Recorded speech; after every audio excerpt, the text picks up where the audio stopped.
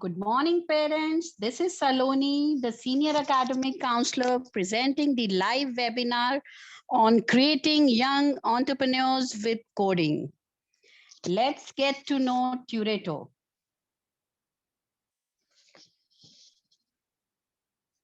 Turito provides the best online programs for students across US, Canada, India, Australia, Singapore, UK, the Middle East, and Europe. Our services include exam preparation as per GCSE, IGCSE, and IB curriculum.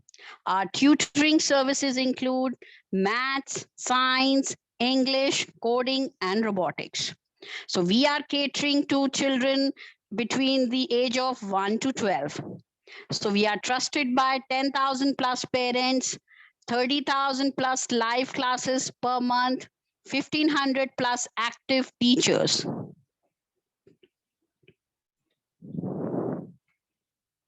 So we have testimonials from our parents across the globe where parents are appreciating us for our one-on-one exclusive sessions, and they are very happy after attending our session. Their children are more confident, and the sessions are really, appreciated by parents. So we have parent talks.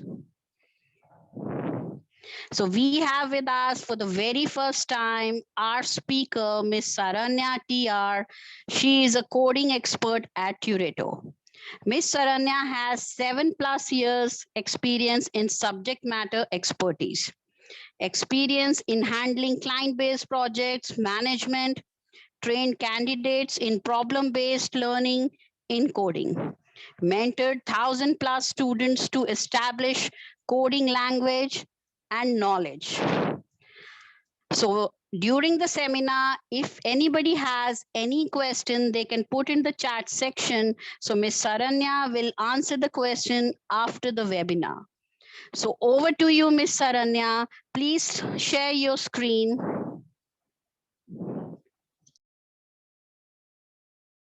Thank you, Saloni.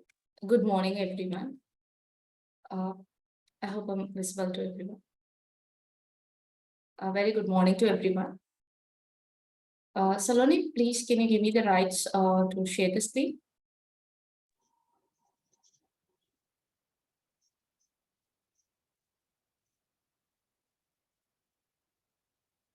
Thank you.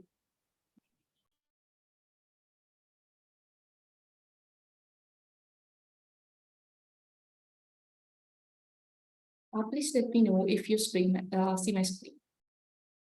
I hope my screen is visible to everyone.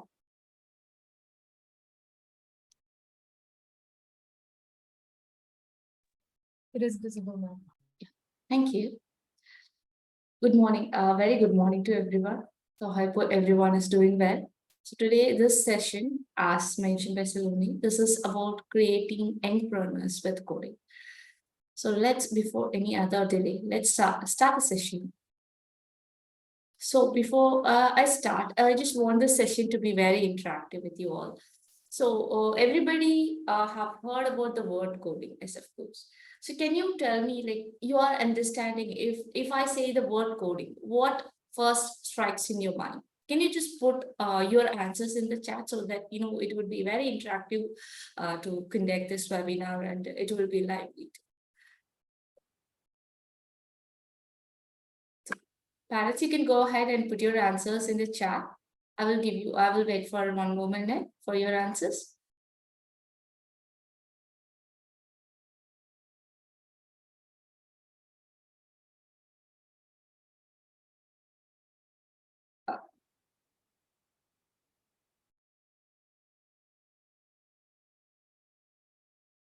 Okay.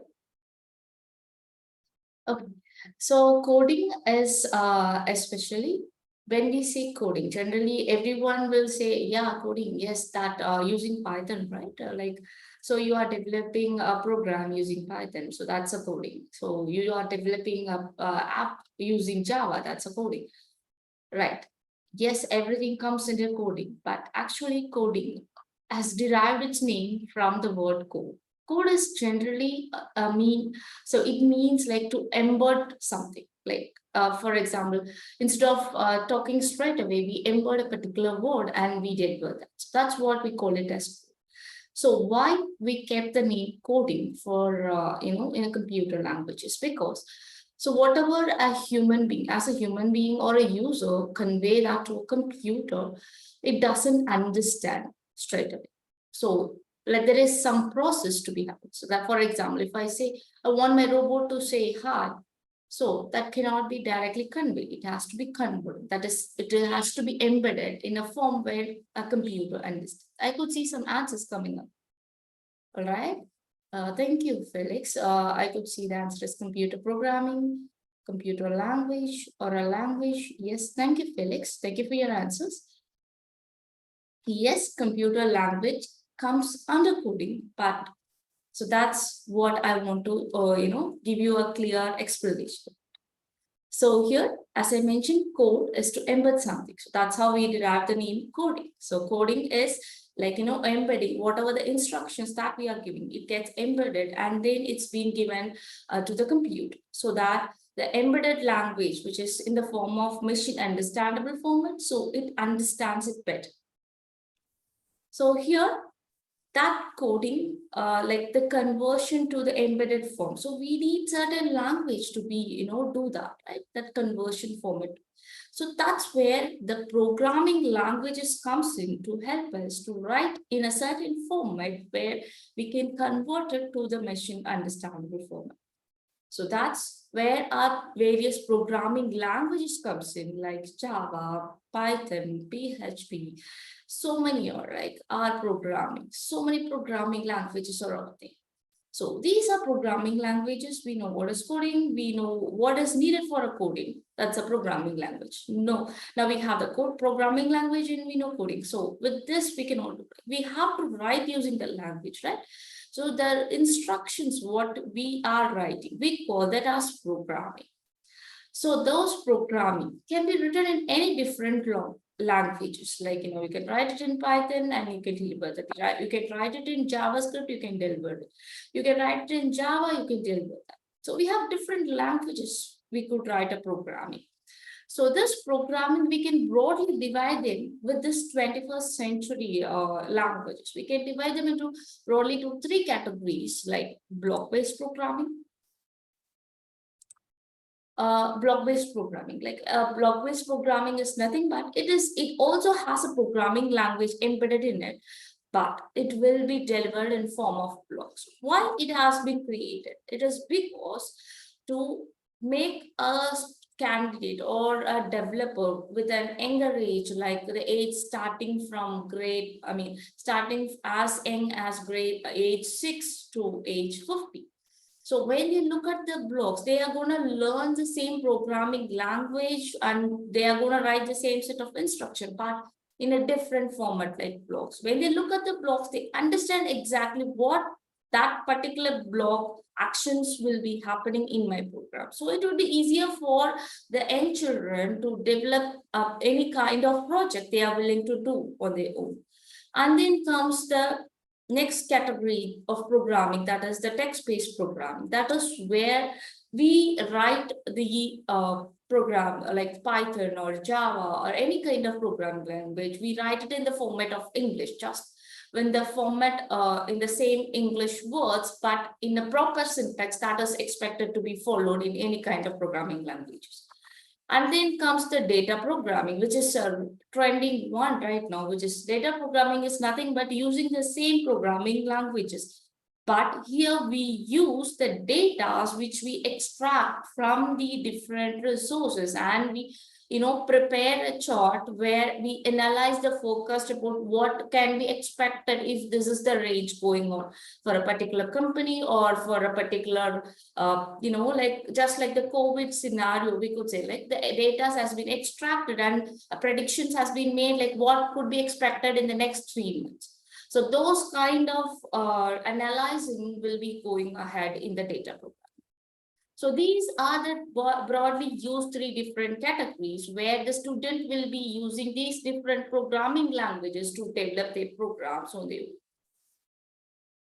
So this leads us to understand. So if I want to learn these programming languages, what is the proper way to learn it. So that is the main case. What whenever we are going to learn a new skill, we have to understand what is the methodology I could put forward so that I could understand that particular skill and I could develop and master it. So before we go into that methodologies, we have to understand exactly how the cone of learning has been, understood over the past 100 years. So it has been already understood, like if any kind of new skill that we are going to start, if we read it, it is analyzed after 2 weeks of period. It has been, checked and verified that we will remember only 10% of what we read. If we say the same thing we hear, we will remember only 20% of it after 2 weeks of time. And if we see the same concept after, when we see that after 2 weeks, when we try to, recite or remember it, we will remember only 30% of it. And if we do the reading, hearing, and seeing all together, and it tends to make us remember 50% of what the skill you have taught or learned before 2 weeks. And so this particular phase, we call it as passive learning. So passive learning is where we are trying to, teach, like we are trying to learn a new skill and we are doing it in different formats, which makes us to understand at least 50%. But this is not enough, right? To make sure that we master that skill, we need an active learning.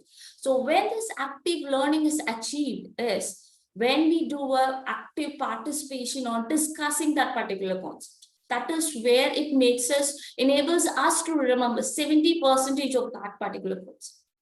And it will enable us to remember 90% when we have a hands-on experience of the same concept in the particular concept. So before I go into the next topic, I just want a question here.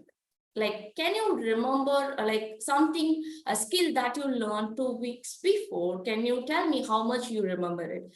Like, can you give me a scale with this cone of learning that I have shown you so that we could understand the kind of learning that we are, mostly concentrating on so that we could understand the perfect methodology that is needed for us to develop. So you could put your answers in the QA or in the chat.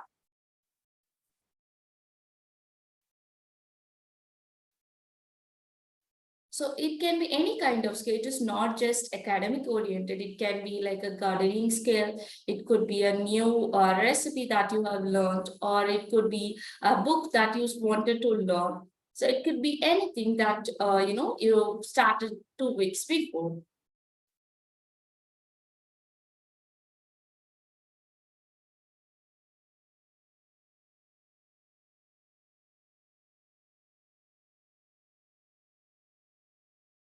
Okay, you can put your answers. Once I receive, I will just look at it.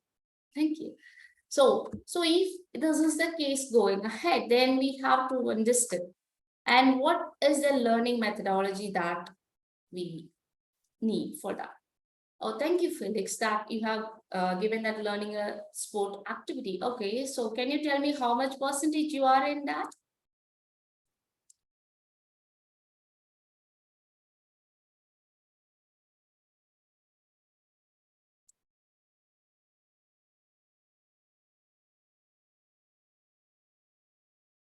Wow, Ishan started learning a complex method in the Rubik Cube.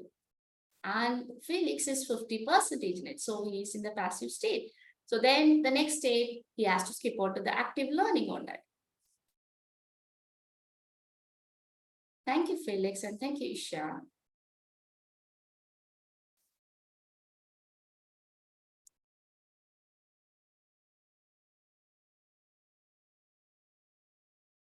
And yes, so now we got to understanding how the learning steps are happening. So now we need to know what is the perfect methodology that will fit in for the one who is willing to learn coding. So for that, so we are starting with the WAC methodology. So what is WAC? WAC is nothing but, so it is like a basic foundation of any methodology that we have evaluated today. So WAC is like an initial methodology that started over 50 years back, which evaluated again and again according to that particular century, and we have achieved something more above than WAC. So, but WAC is the initial methodology. So WAC, what is WAC? WAC is nothing but visual, auditory, and kinesthetic. So visual, so the learning methodology, how to provide the learning methodologies using the WAC. So first, we will start with the visuals, because since we know already that 50% of our learning could be achieved using these visual methodologies, and this has been proved too. So how the visual methodology is being developed? So it could be any kind of videos, or it could be any kind of animations, or it could be any kind of simulations that is developed, where the student is able to see that and understand from the video what he is observing. But not seeing always helps us to understand the concepts every time, right? So they need some addition of someone to explain it when we're stuck at some point of the vision. So that's where the auditory comes in. So the auditory is nothing but the teacher here who helps us to guide us when we are looking, or when we are looking at a new concept. In case of coding, when we are just looking into a video of a concept like nested for loop, so we will able to understand it, but we might find it difficult to understand the kind of syntax or errors could be expected, or what kind of common bugs that could be expected. So we might be missing those part in the videos. That's where the teachers comes in and helps us to understand by teaching the concepts, to understand what is the syntax expected when we are writing that program, by pointing out in the same video on showing how these syntax are being written, and then also guiding what are the expected bugs and how to debug it. All those tips and tricks are being guided by the teacher in the class. But seeing and hearing doesn't help the whole, right? Because until and unless we work on that project, we cannot understand where exactly what the teacher has explained us about the bugs. So that's where the kinesthetic comes in to help us to to do the programs in the class, where they work on the different scenarios and the problems that has been given to them, to make them understand about the to remember this syntax that has been conveyed by the teachers in the class, and to check for the bugs that they could expect while they are writing it. So this is how this WAC methodology helps for a student who is trying to learn coding. And yes, as I mentioned, that we evoluted to a very new format of learning. So we know, everyone knows it. So that is where this STEM methodology comes in. So STEM, everybody is aware about STEM. STEM is nothing but integration of science, technology, engineering, and mathematics in the skills that we are learning.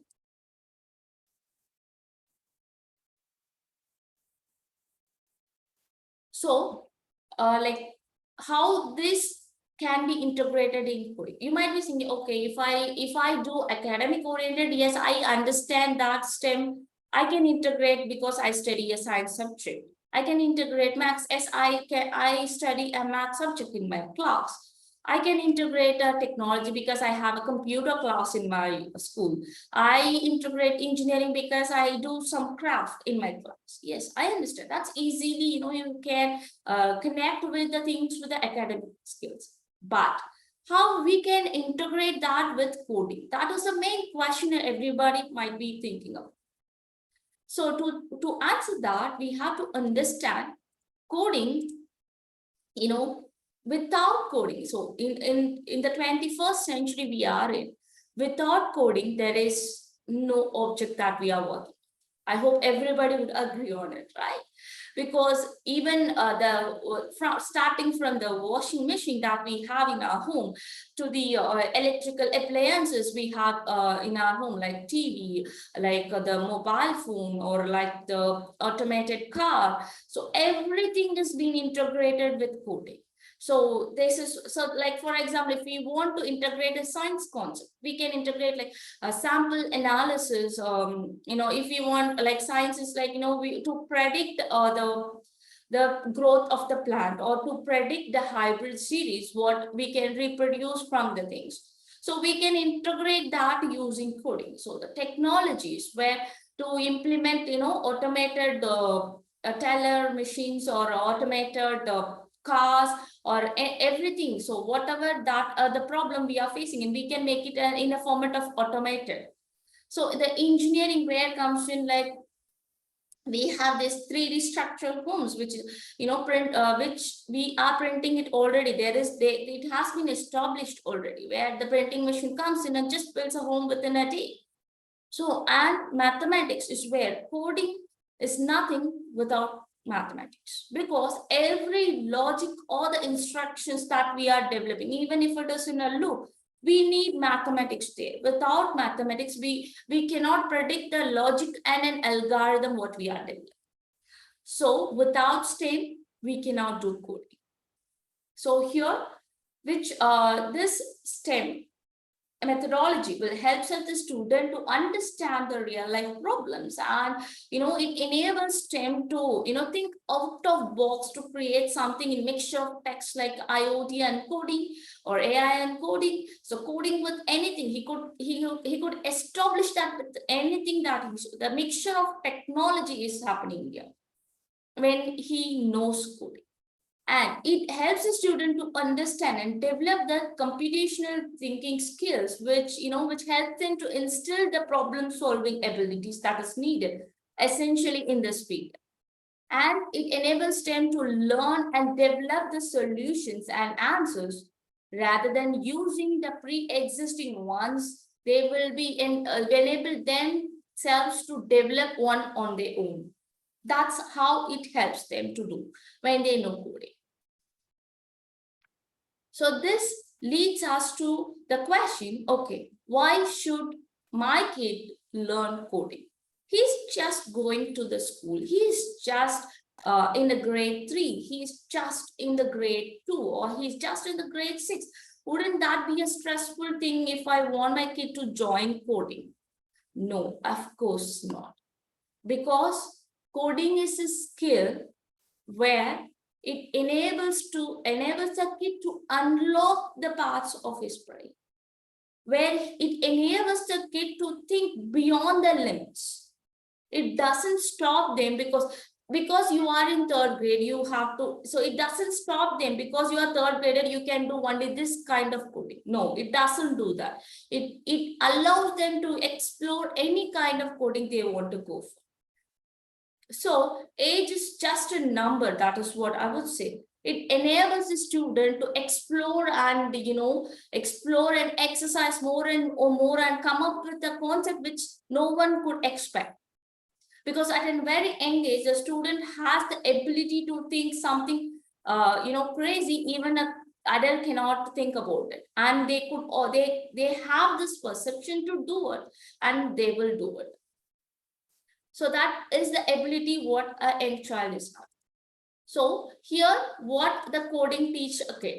So here, it makes them to understand how to think a problem, like how to analyze it, how to describe it, rather than what to think. That is, what should I do if I am in this scenario? Rather than that, he will be thinking, how should I handle it if I am in this scenario? So that is the kind of ability what the coding is building in children. And it builds the resilience at an age. So you might be wondering, so why is a resilience is very important at an age? Yes, it is important because when they learn that everything cannot be achieved at one shot, they have to keep on trying. Just like even in 100th time, he should put his effort forward, just like how he were doing in the first time. So this coding enables the kid to understand and build his patience toward what he is doing and build the resilience and bring out the outcome what he was expecting. And it is not just with that. So it is also enabling them the learning skills, which is really, expected at this moment, at this century, is this computational skills, problem solving, creative thinking, and the collaborative thinking. So this is what, really expected for this century kids, especially after this period of Corona.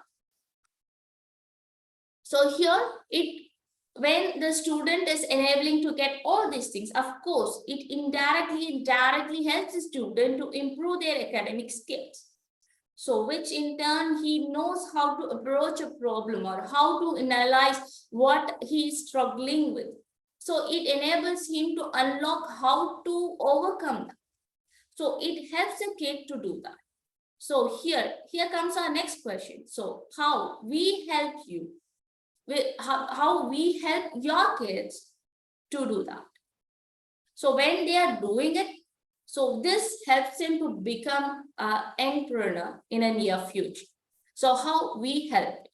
As like our motto, which is given like learn, practice, and master.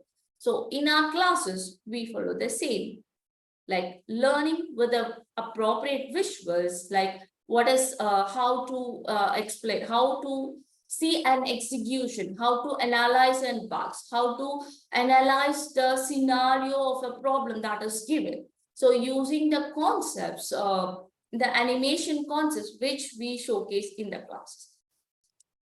And practice. So every class, the students gets an hands-on experience in a collaborative environment with the teacher, which enables them to understand on writing the appropriate syntax required and also to debug a particular program. And it helps, so when he learns and practice again and again, it leads them to master the concept, what they were doing. So here the mastery is achieved by a capstone project. So the capstone is nothing but a full-fledged project, which is developed by the student on his own after learning all the concepts in the class. So here, so this leads us to the next question. So what are the courses that we are providing? So the courses that we are providing, as I mentioned, the block-based programming and app development, Python language, which is a text-based learning, and Java, which is also a text-based program that we are providing.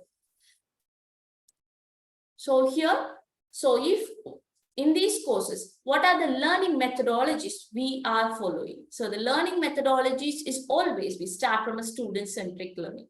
So the student-centric learning is nothing but where the student is like a hero in the class, where he has all the freedom to question the concept he want to understand to the teacher. He could come up with an idea in the class and he gets the freedom to develop on his own. He could also discuss in the class about the idea he is having and how to implement, get the guidance from the teacher on how to do it and implement in real time. So in student-centric, the student, it enables the student to be in a judgment-free environment, and he has this freedom to come up and ask the questions, even if it is a very simple thing. He could come up and answer. He could come up and ask the questions, and he could search for the answers, and we help them to find that. And our teachers make the classroom according to the students, which is like an adaptive teaching methodology. So adaptive teaching is where the teacher adapts herself or himself according to the student and his pace. So the pace might vary with different students. Some students might be a slow pace, some students might be, in a faster pace. So not every student will have the same pace on understand. So our teacher adapts herself or himself according to that particular student and makes sure the concepts are being correctly conveyed to them and make sure they understand it by doing a hands-on experience in the class. And in our teaching methodology, how we deliver the concepts. So it is given by the 3 learning methodologies we are following, that is context-based learning, problem-based learning, and inquiry-based learning. So the context-based learning is where we introduce about the concepts to them to make them understand about the context, what they should know if they are learning that particular language. For example, if it is a Python, so they have to know specifically about what is Python, how to implement Python.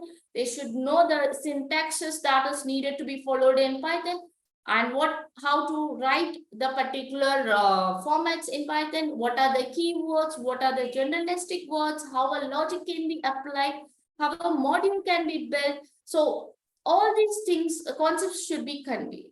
So that is where this context-based learning comes in. So, but giving the context is alone not enough for a student to understand it without a proper experience on doing it. So that's where our problem-based learning comes in.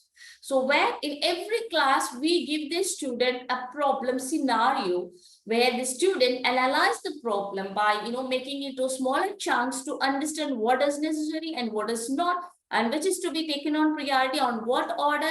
So all these algorithms are being built, and he makes a flowchart on it to understand how to create it. So that's where our compilation projects comes.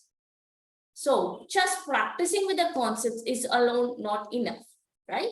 Until we prepare something that is full-fledged on, just like a real-time project. So that's where our inquiry-based learning comes in, where the student gets the opportunity to build something, some real-time oriented projects, just like a student entry system, or just like a mystery finder game, or just like a simulation of a chemistry lab. So these are the level of projects you could be expecting in an inquiry-based learning. So in inquiry-based learning, where the student gets the chance to implement all the context and the problem-based learning he has done, and also it enables him to understand the other things like the debugging and the expected combination of algorithms that he could put in this kind of projects. So this kind of learning helps the students to understand exactly how a project can be built. So how we are implementing this in our classes. So I would like to show you this video about our classes. I hope it is visible and audible for everyone.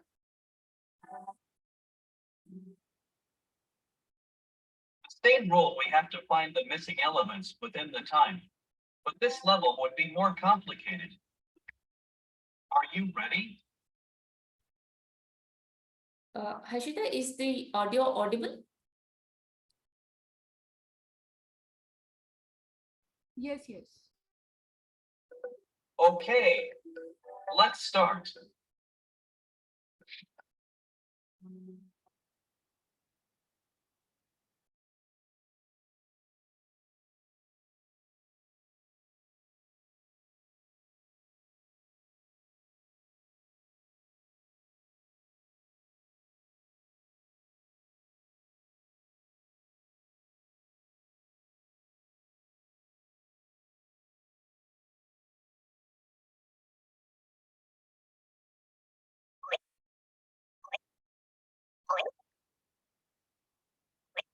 These are some real-time projects that we have guided our students to develop.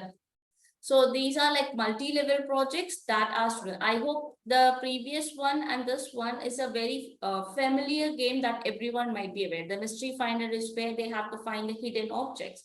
And we have implemented this in a block-based programming, which is considered to be a very basic level, but we have developed advanced level programs using that. We have guided our students to develop advanced programs using the block-based programming. And so this is a multi-level one. When the main game is won, it will take them to bonus level. And if it is lost, they will lose this bonus, like they will not be taken to the bonus level. So this bonus level is like arranging like the balls according to the colors. It is a color sorter game. I hope this is also a very famous game that everyone is aware of.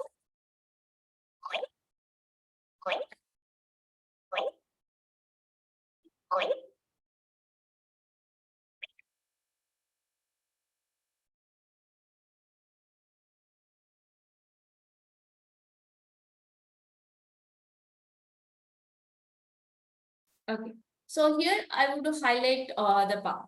So here, if you could see here, we have showcased that the codes of the particular characters and the visual of the character, which enable the student to understand. So what happens if this character is moving towards the another one, like the enemy one, and what happens if the character moves towards the point? So those characters are being highlighted like in the code part, like we are showing the execution part of it, and like also the moving of the character, which enables the student to understand how the working progress is happening. So you might be wondering why this is all about games, because at an young age, like the games is very closest to a student, but rather than comparing to others, which is like a key for a student to get into something, very closer and understand. So that's why we start with some basic games, and then we go to the advanced levels where the simulations and the other concepts are coming in, like a physics projects or like a scientific projects are coming.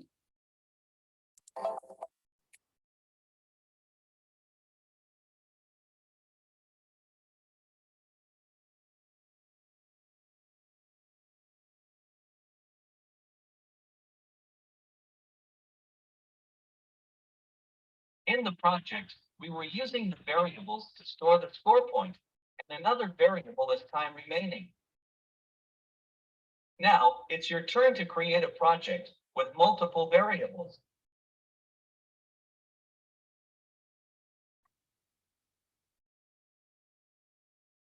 Hello.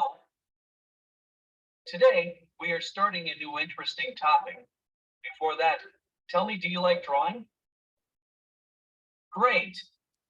So in every class, always a robot comes in and greets the student.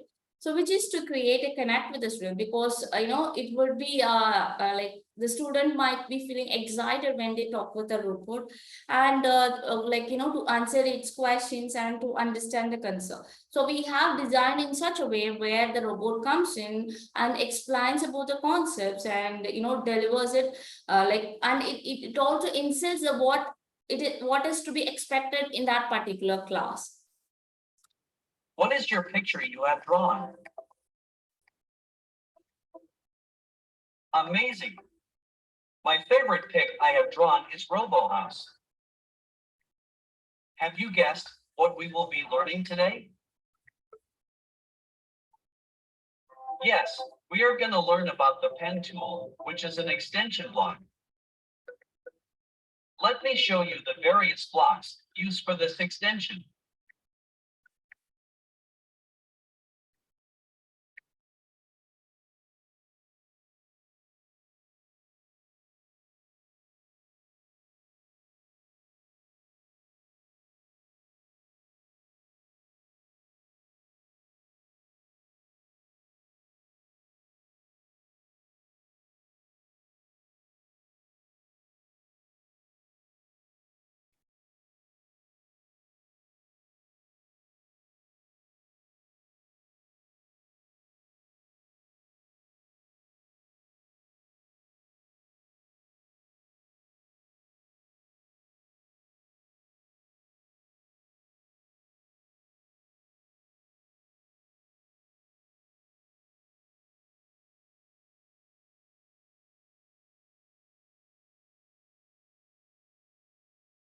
So in the tech application, so in the text-based learning, so how we are delivering the concepts, as I mentioned.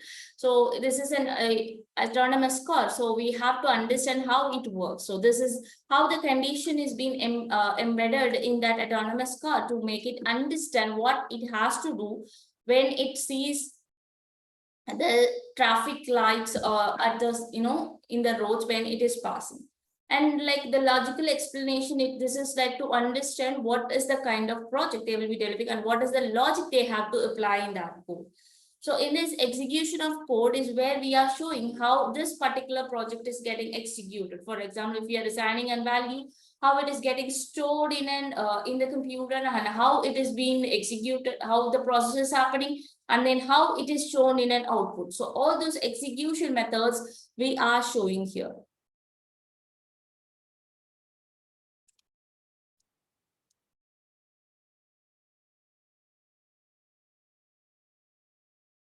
So this particular one is in the language Python, and next one we are gonna about Java. This is where we are applying this real-time explanation, where we are showing a concept on loops, where we are showing how that is being applied in a real time. For example, here the concept is about putting newspaper to every house in a particular street. So here we have like how the loops are getting repeated, like first loop and the second loop are getting repeated, and highlighting of that enables the students to understand how this can be applied in a real time when he is developing an application on his own. Like for example, he could develop an app, or he could develop an IoT based application. So when he learns a concept using these kind of resources, it enables him to understand how he could apply it and where exactly this particular concept could be applied. So those helps the student to understand it. And the next thing is where the student, we are giving the resource of understanding about the concept on how the computer execution is being given. Like for example, from the user code to the robot, how it is getting converted and interpreted to it. So the concept of interpreter and compiler is really mandatory if a student is going to learn coding. So this is how we deliver it so that they will understand exactly how this is working. As there is no intermediate code generated, interpreters do not require large memory. Interpreters need less time analyzing the source program, as the whole program is not translated at once to machine code. Compilers are programs that convert a code written in a high-level programming language to a machine language code before executing it. Once translated, the computer then executes the instructions to generate the desired output. However, if there is any syntax error in the high-level code, then it would remain as such because the compiler cannot identify or fix this error. Here, the user code is converted and shared back with the computer to execute, but when there was an error, it cannot be changed in middle. Due to the generation of an intermediate code, compilers require a larger memory. Compilers take longer to analyze the source program. So next, I just want to show you how our classes are happening, how the programming codes are being given. If you could see here, how the teacher and the student are getting connected. So the teacher, once she start the class, she will be sharing a link with the student. So that when the student joins using that particular link, they both are connected. So this is where the collaborative environment comes in, and whatever the student is writing, it gets reflected on the teacher's end, and whatever the teacher writing, it gets reflected on the student's end. So this way they are even they will be connected in the video as well as they are connected in the coding platform as well, which enables them to help on which particular spot the syntax error is happening, and on which particular aspect the syntax has to be looked for. So all those things, it gets easier for the student teacher to deliver it and student to understand about that.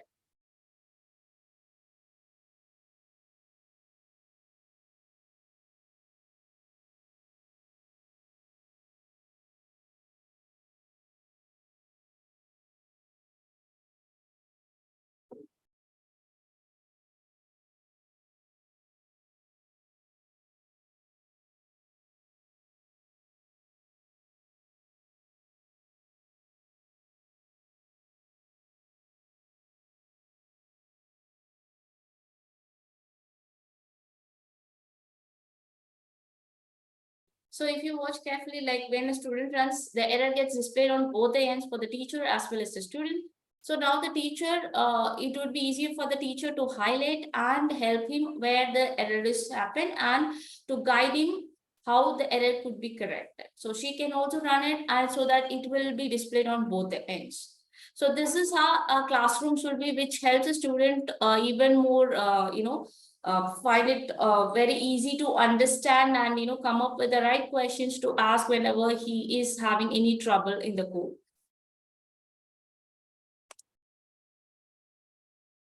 So this leads us to understand our highlights, what is expected in our courses. Our courses are designed only for one-on-one classes, and it divides And every class, the student gets hands-on experience with unique project ideas. Like for example, in today's class, if a student is doing a concept on science, next class he will be doing a different concept on whatever the student expects, or a teacher will also guide him to a project which he could do in that particular class using the concept what is specified.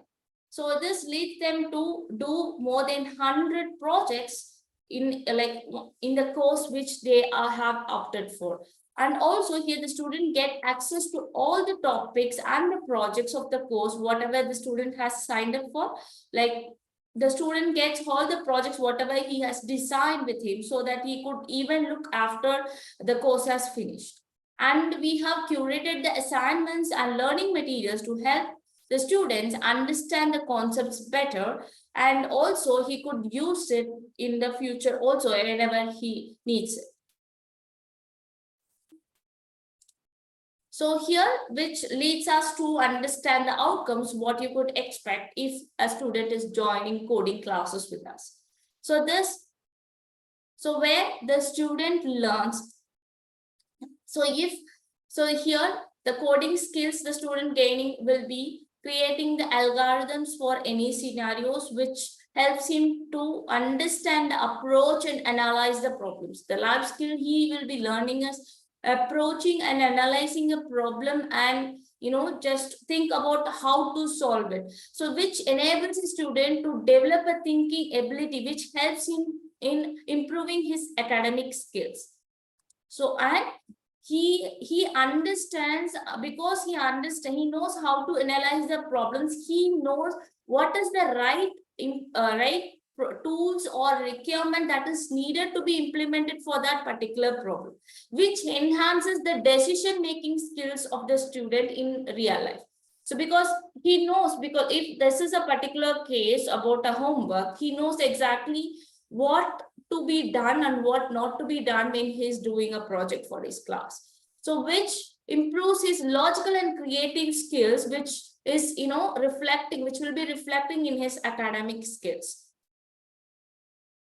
And so when he is launching a product on his own in coding platform, like using coding, so then which enhance, it means he is ready to become an entrepreneur. In near future, he might become an entrepreneur, which means it develops his entrepreneurship abilities in his academic skills. It is not just only in coding, but with everything. So whatever he is trying to implement, he develops his entrepreneurship skills in that, and which enables him to become an entrepreneur. So here, so this ends our slide. So any questions, parents, if you have, you could put up in the QA. We are glad to answer that. I hope I have given the necessary answers and the need why a student has to learn coding and how we are helping them to become an entrepreneur. So I'm glad to see you all join our classes and explore it, and I am expecting everyone to become an entrepreneur. And thank you for giving me this opportunity.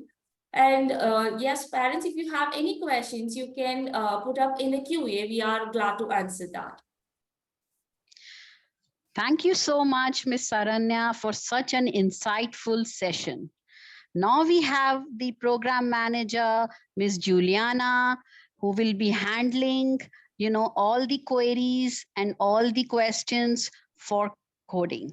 And you all can put your questions in the chat box section. It's open right now. So over to you, Juliana. Thank you, Saloni ma'am. Hello, everyone. Thank you for being here. We appreciate your presence. I would encourage everyone to just ask us questions. We can be able to help you with the questions right here, right now. So I have a question here from Destiny. My son is 12 years old, going 13, and he's new to coding. Can he still join the program?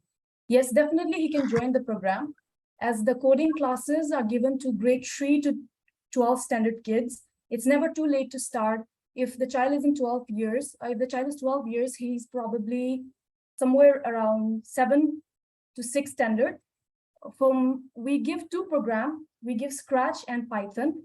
Scratch is given to kids who are below grade 7, and we give Python to kids above grade 7. And so we have a question here from Felix. How much is the lesson, please? So right now I cannot quote the prices. For that, our counselors will be getting back to you. We'll get back to you shortly. And we have another question by Daniel. Hi, which specific language would you be teaching? I think this question is perfect for Saranya ma'am to answer. Yeah, thank you. So yes, Daniel. So here the specific language, as I mentioned here, we have, it depends on the grade of the kid first. If the grade of the kid is at grade 4, we will be starting the classes in block-based programming, which is nothing but JavaScript language, which is embedded in form of blocks. So they are indirectly learning the JavaScript in the form of blocks. And if if a kid is above grade 6, so we have two options here where, Python and Java. But if a student is a beginner, we don't encourage to take Java at a first shot, because when compared to Python, Java would be more difficult. So for a beginner, Python would be a great option to understand about writing the language, and then he could move forward for Java. Okay, yes. I hope the questions have been answered. So Felix has asked again, my children are in grade 3, 5, and 6. So they would basically be learning about Scratch, right, ma'am? If the child is in grade 3, 5, and 6? It will be collated together as block-based programming. Okay. So where in block-based programming, we will be including Scratch, like it is not a programming language, first to be clear. Scratch is the platform where we use that for the kids to develop the programs, where the language they will be using is JavaScript. And once they're done with the block-based programming basic level using the Scratch platform, we are offering app development, the next level, where they will be doing and developing apps using the same JavaScript language, and then they will be moved forward for block-based Python, where they will be learning Python language in the form of blocks. But to opt for app development and block-based Python, the student has to start the block-based programming of using Scratch with us, because our programs using the Scratch platform is more of an advanced level. So only if they completed, it would be easier for them to understand the app development and block-based Python. Okay. Yes, ma'am. So we have another question by Felix. How many hour lesson is required for each child per week? So per week, we strongly recommend to have 2 classes. Why? It is because if a student, if we have everyday class, it doesn't help, because this is not an academic class the student has to attend. Because this is a new skill, just like how he started learning English or any other language. It is like a new language a student is going to start. So that is why we strongly recommend on having 2 classes in a week with at least a day gap between the 2 classes. Yes. So the teach timing is 1 hour. That's the sessions would be one-on-one, 1 hour. And by private study time, I think basically the question here is, if it's going to be a private study time, definitely it's one-on-one session with the tutors. And also, once you start off with a tutor, taking classes with a tutor, the tutor will remain the same till the end of the classes. And also, we're just waiting for some more questions if the previous questions have been answered. And before we conclude, I would also like to touch down on a few points. And so coding is a unique language, right? Prevalent everywhere in the world. We have free courses everywhere these days, from courses by freelancers to free courses on YouTube as well. But the big question here is, why do you have to choose Turito in order to start off your child with coding, or maybe even take forward the coding classes? If the child is already not a beginner, but the child is in between, why do you need to choose Turito? So we choose Turito not only because we provide experts in the field who can nurture your child from the beginning till the end of his or her journey, which is definitely vital. The bonding between the teacher and the child is very vital. but we also provide a curriculum designed in the simplest manner to engage your child in the world of coding. We have applications to keep in touch with you on a daily basis as well, a parent application that Turito provides for you to be able to track your child's progress. So if the child starts the classes from here on and you move forward, and after 6 to 7 months down the line, you wish to see how the child has progressed, you will be able to easily check your child's progress by using the AI-based assessments that we have developed just for you. And apart from that, we also give flexibility on scheduling, rescheduling, and changing frequency of classes per week. So these are just few of the points that I wanted to touch upon before we conclude. I'm just waiting for some questions, some few more questions so that Saranya ma'am and I can answer. If there are any parents online or teachers or students online, kindly ask the questions. The children can do a private study coding. Okay. So yes, I think what I get from this question is basically if it's going to be a private tuition. So it's definitely going to be a private tuition. It's going to be one-on-one session with the tutor. There's no other students who's going to be involved in the classes. It's going to be one-on-one with the teacher and the child, and it's going to be for 1 hour. Okay.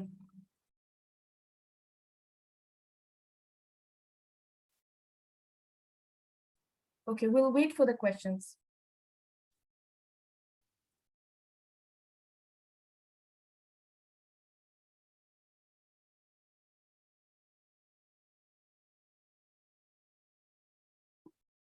How the child can practice the lesson, learn from the one-on-one lesson.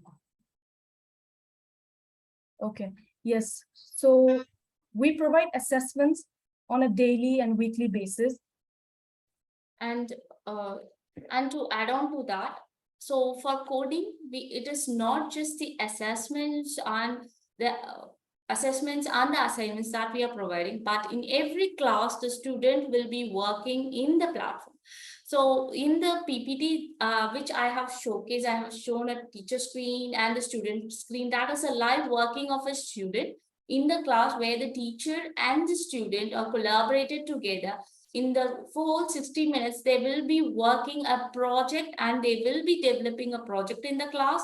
And that is how our every class will work on. So that is how we are doing like more than 100 to 150 projects in every course that they have signed up for. Okay. So ma'am, Felix here asked us if the children can do a private study coding. So what I can understand from this is, after the normal sessions are over, how much time does the child has to practice the coding by him or herself? So here, like after every class, for example, if this class is about the concept on conditions. So this class, we will be guiding the student on how to do it, and they will be developing a project, of course, and we will be helping them to understand the syntax and how the layout has to work. They will be doing in real time in the platform and developing a project and executing it. And later the class, he will be like, since he will like, it won't be more than like, an hour, since like, the assignment will be given like the concept oriented topic, where we will give some questionnaires like create your own project using if else condition to implement to find someone's age within 50 years. So this is where the student has to implement the concept and develop a project.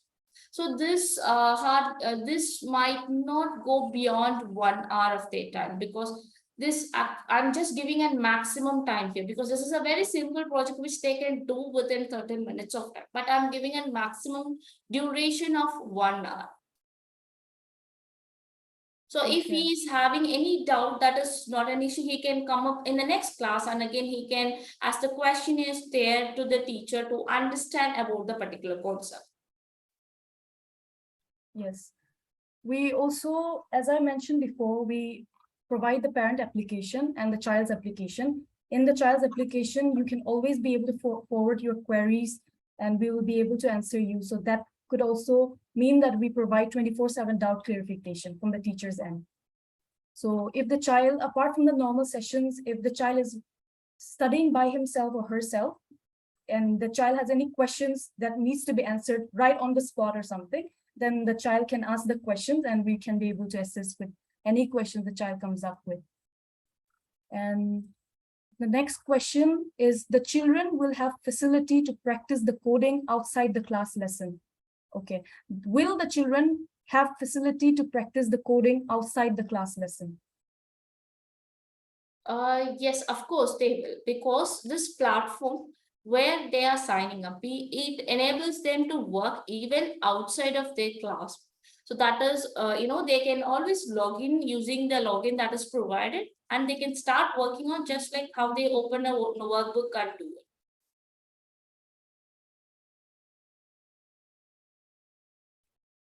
Okay, all right. I hope all the questions have been answered. I can see some few people here who have not raised any questions. So if there are any questions lingering in your mind, kindly ask us and we can be able to answer them right away. We'll wait for another 30 seconds and then we can conclude.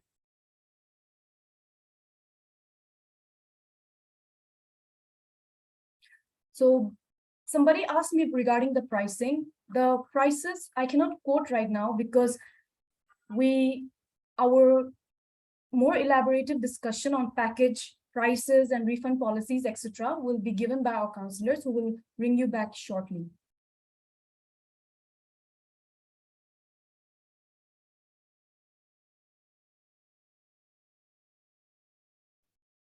So I think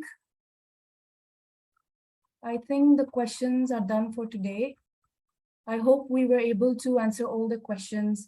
Somebody asked us if the child is in year 12, if they can start with the classes. Definitely, it's possible because the child is still growing. The child still has capacity to learn as much as they want. And grade 3, 5, and 6, yes, they will also be able to learn. And yes, it's going to be a one-on-one live session, 1 hour long. We give flexibility to reschedule pause sessions and schedule the time according to your geographical area. All right, so I think it's done. I think we're done for today. Thank you so much, Saranya ma'am. Thank you so much for your time. And dear parents, we really acknowledge your presence today.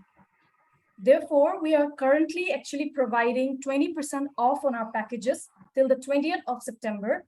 And I have just shared the code CODE20. It's a coupon code which you can use to avail 20% off on our packages. When our counselors call you, kindly refer this code and we can be able to give you the 20% off on our packages. Thank you so much for your time, dear parents and students. Thank you, everyone. Thank you, parents and dear students, for joining the session. Thank you. Thank you so much for joining this webinar. I hope you all will have had larger takeaways from this session. Have a lovely day ahead. Bye-bye.